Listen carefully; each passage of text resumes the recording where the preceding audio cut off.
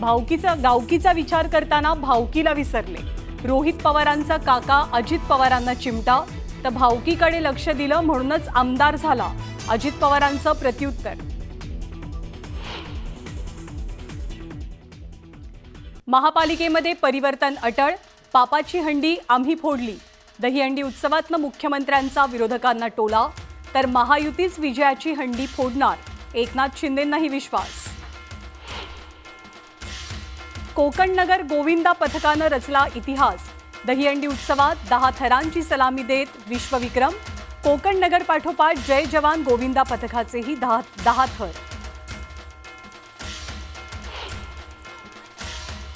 मागाठाणेमधील दहीहंडी सोहळ्यात गौतमी पाटीलकडनं भन्नाट डान्सचं सादरीकरण। गौतमीला पाहण्यासाठी मोठी गर्दी।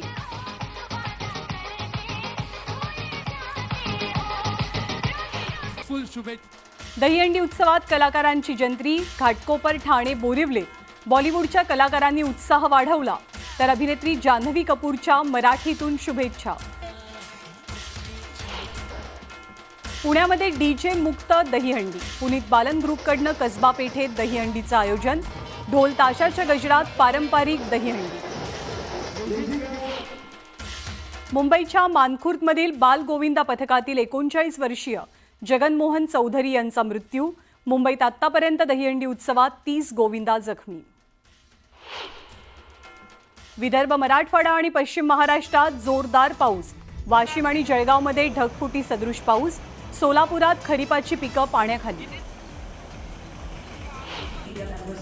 आणि विवेक अग्निहोत्रींच्या द बंगाल फाईल्स चित्रपटाच्या ट्रेलर लॉन्चिंगला कोलकात्यात राजकीय दबावामुळे बंदी। ही तर हुकुमशाही असल्याचं म्हणत अग्निहोत्री यांचा तृणमूल सरकारवर हल्लाबोल। नमस्कार, आपला महाराष्ट्रामध्ये तुम्हा सर्वांचं स्वागत। मी ज्ञानदा कदम। बुलेटिनची सुरुवात आपण एका राजकीय बातमीनं करूया। ही बातमी आहे काका पुतण्यांसंदर्भातली। काका आहेत अजित पवार, पुतणे अर्थातच रोहित पवार। उपमुख्यमंत्री अजित पवार, जयंत पाटील आणि रोहित पवार यांच्यामध्ये आज चांगली शाब्दिक जुगलबंदी रंगलेली होती। काका किसी से कम नहीं होता याचा चांगलाच अनुभव रोहित पवारांना आजच्या कार्यक्रमाच्या माध्यमातून नक्कीच आला असेल। हा सामना रंगलेल्या राजकीय फटकेबाजीचा दोन्ही राष्ट्रवादीतल्या बड्या नेत्यांमध्ये एन.डी. पाटील बहुउद्देशीय सभागृह उद्घाटनाच्या निमित्तानं हे सगळे नेते एकाच मंचावर आले, आमने सामने आले। एका बाजूला होते शरद पवारांच्या राष्ट्रवादीचे माजी प्रदेशाध्यक्ष जयंत पाटील आणि आमदार रोहित पवार, तर दुसरीकडे राज्याचे उपमुख्यमंत्री अर्थमंत्री अजित पवार।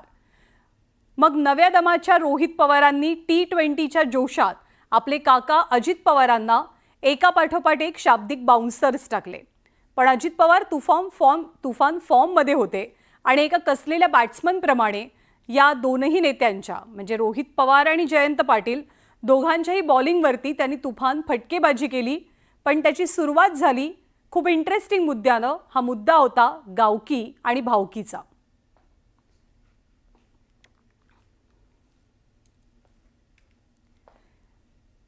तर रोहित पवारांनी बोलताना यावेळेला अजित पवारांचं गावकीकडे लक्ष आहे पण भावकीकडे नाही असा टोला लगावला। पण अजित पवारांनी सुद्धा पलटवार केला। अधिवेशनामध्ये काही वर्षांपूर्वी मी भाषण केलं। अनेक लोकांनी सांगितलं चांगलं भाषण झालं। मग मला दादांचा फोन आला, अजित दादांचा फोन आला। त्यावेळेस आम्ही एकत्रित होतो पार्टी म्हणून, आणि मग त्यांनी मला घरी बोलवून घेतलं। माझी अपेक्षा होती की त्यांनी सांगावं की भाषण चांगलं झालं, अजून चांगलं कर। त्यांनी सांगितलं की भाषण चांगलं झालं, पण एक गोष्ट महत्त्वाची तुला सांगतो। म्हणलं काय? अरे भाषण देत असताना, अधिवेशनामध्ये बोलत असताना तुझ्यावर कॅमेरा असतो, जरा बटणं जरा वरपर्यंत लावत जा, म्हणजे एवढं बारकाईने लक्ष त्या काळामध्ये माझ्यावर होतं।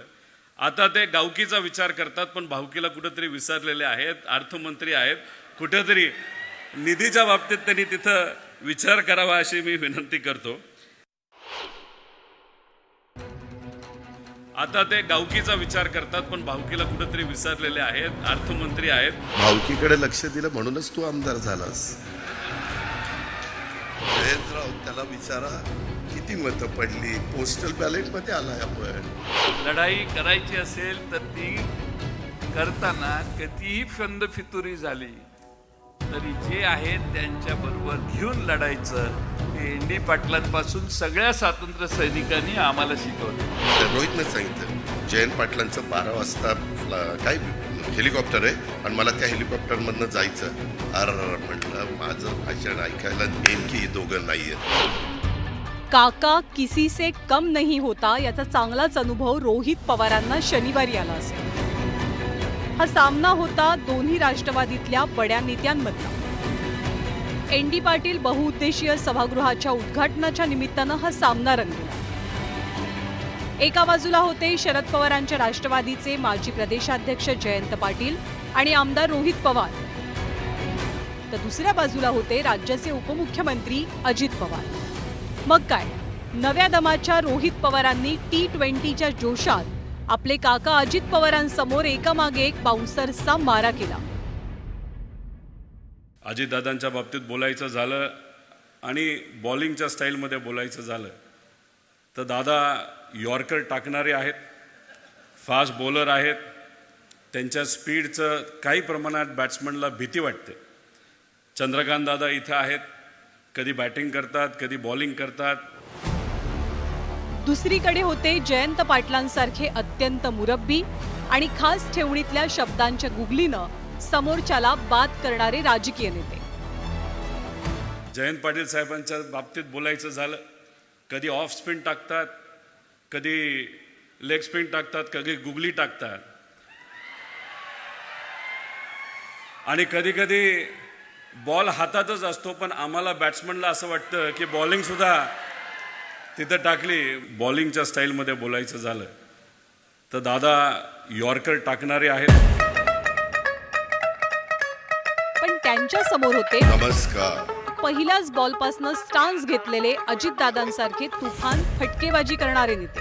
भावकीकडे लक्ष दिलं म्हणूनच तू आमदार झालास.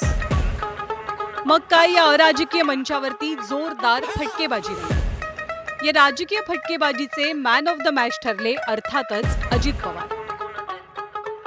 जयंत पाटील आणि रोहित पवारांच्या फिरक्यांना त्यांनी चांगलंच टोलावून लावलं. रोहित पवारांनी आपल्या काकांना गावकी आणि भावकीची आठवण करून दिली, पण अजितदादांनी पुतणे रोहित पवारांना गपगार करत राजकीय मैदानाचे सिकंदर आपणच असल्याचं दाखवून दिलं. अधिवेशनामध्ये काही वर्षांपूर्वी मी भाषण केलं. अनेक लोकांनी सांगितलं चांगलं भाषण झालं, चांगलं भाषण झालं. मग मला दादांचा फोन आला, अजितदादांचा फोन आला. त्यावेळेस आम्ही एकत्रित होतो पार्टी म्हणून आणि मग त्यांनी मला घरी बोलवून घेतलं. माझी अपेक्षा होती की त्यांनी सांगावं की भाषण चांगलं झालं, अजून चांगलं कर. त्यांनी सांगितलं की भाषण चांगलं झालं पण एक गोष्ट महत्त्वाची तुला सांगतो. म्हणलं काय?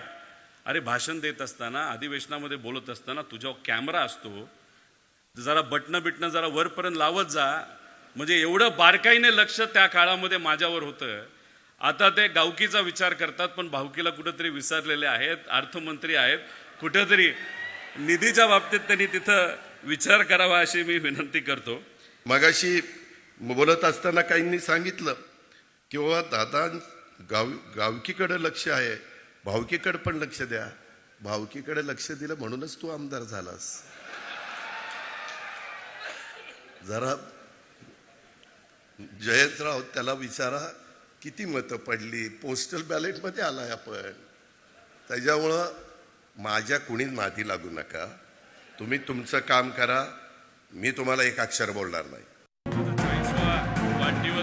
रोहित पवारांनी या संस्थेसाठी आर्थिक मदतीची घोषणा करतानाच मंत्री चंद्रकांत पाटील आणि अजित पवारांसाठी आक्रमक फिल्डिंग लावली.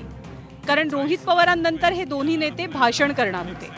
त्यामुळे आता चंद्रकांत दादा आणि अजित दादा नेमकी मदत किती करणार याकडे उपस्थितांचं लक्ष लागून राहिलेलं. पण दोन्ही दादांनी कसलेल्या बॅट्समन प्रमाणे रोहित पवारांचा हा बाउन्सर थेट स्टेडियम बाहेर टोलावला. माझा 40वा वाढदिवस पुढच्या महिन्यामध्ये येत आहे. मी खूप मोठा नाही पण एक तुम्हाला सांगतो, माझ्याकडनं एक सेवा म्हणून 40 लाख रुपये या आपल्या या बिल्डिंगसाठी तिथं मी देत आहे. माझ्यानंतर चंद्रकांत दादा बोलणार आहेत. चंद्रकांत दादा कोण आहेत? तर या राज्याचे मंत्री आहेत का नाही? मग आपली अपेक्षा काय, 1-0 वाढला पाहिजे का नाही वाढला पाहिजे? आणि चंद्रकांत दादा नंतर कोण बोलणार आहे? या राज्याची तिजोरीची चावी कोणाकडे? मग चंद्रकांत दादा जर 1-0 वाढवत असतील माझ्या आकड्यामध्ये तर 2-0 कुणी वाढवले पाहिजे? आता बरंच काही रोहितने सांगितलं, मी 40 लाख देतोय. दादांनी, चंद्रकांत दादांनी 1 पूज्य वाढवावं आणि मी अजून 1 पूज्य वाढवावं. बरं सांगितलं नाही की दादा 1 पूज्य वाढवतील, आमचे जयंत पाटील अजून 1 पूज्य वाढवतील आणि अजितदादा अजून 1 पूज्य वाढवतील. तेवढंच बाकी राहिलं होतं. फार चुरू चुरू चुरू चुरू बोलत होता. म्हणलं गाडी फार फास्ट चाललेली. एक सेवा म्हणून एकीकडे रोहित पवारांनी शाब्दिक यॉर्कर टाकले तर दुसऱ्या बाजूनं जयंत पाटलांनी फिरकीचा मारा केला. पण अजितदादा फुल फॉर्मात होते. त्यांनी जयंत पाटलांच्या फिरकीचा मारा सपशेल परतावून लावला.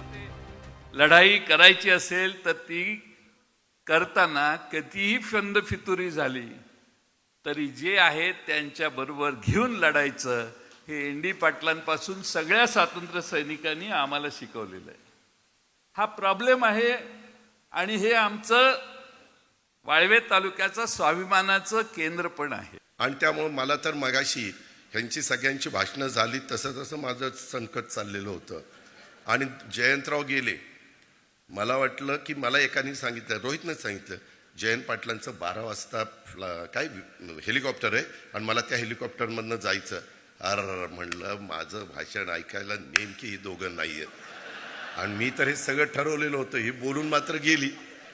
त्याच्यामुळं पण ते आली. शेवटी माझं नशीब फार चांगलं आहे. कसं का होईना ते पुढं जुळूनच येत आहे. वाळव्यातल्या कार्यक्रमात मनमोकळे आणि मोकळे ढाकळे अजितदादा दिसले. त्यामुळे फक्त मंचावरचे राजकीय नेते नाहीत तर कार्यकर्ते सुद्धा दादांच्या मिश्किल टोमण्यांपासून वाचू शकले नाहीत. मगाशी हिंदी तर महाशयांनी सांगितलं, आवाजात प्रेमळपणा असलेलं देखणं नेतृत्व. जयंतराव पाटील, आम्ही काही देखणे नाही आहे. त्याला वाळव्याला बोलवायचं, इथं बोलवायचं, आमचीच बिन पाण्याने करायची. ही देखणा आणि आम्ही काय बिन देखणा आहे? तुला बघतोच, ये माझ्याकडे कसं काय येते. राज्याच्या राजकारणात पवार घराणं वजनदार आणि प्रभावशाली घराणं मानलं जातं.